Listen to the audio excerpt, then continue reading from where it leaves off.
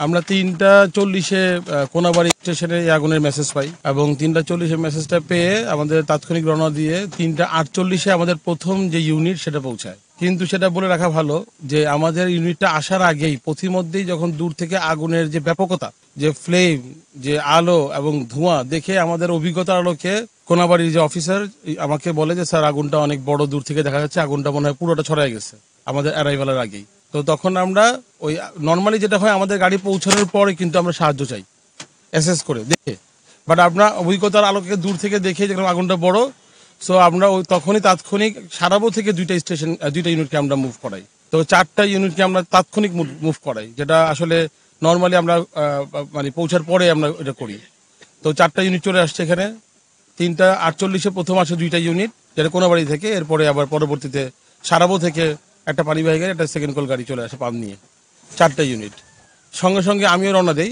আমি আসার পর যখন দেখি যে না, আগুনটা পুরোটা জায়গার মধ্যে আগুন, এটা খুবই একটা ব্যতিক্রম বিষয়। নর্মালি যেটা হয় যে একটা সাইড থেকে আগুন জ্বলতে জ্বলতে আসে, বাট এখানে আমি 360 ডিগ্রি অ্যাঙ্গেলে চারোদিকে আমি কয়েকবার চক্কর কেটেছি, কারণ আমার দেখতে হয়। তো এরকম খুব কমই হয় যে সব জায়গায় আগুন, মানে আগুন নাই এমন কোনো জায়গা নাই, ফ্লেম দিয়ে ভরা।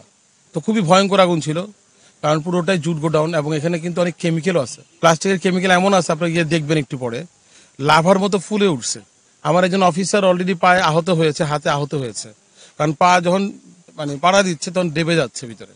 তো এই কেমিক্যালগুলো মানে খুব ফুটে মানে উত্তপ্ত হয় এবং গলে যায় এবং ডেবে যায়।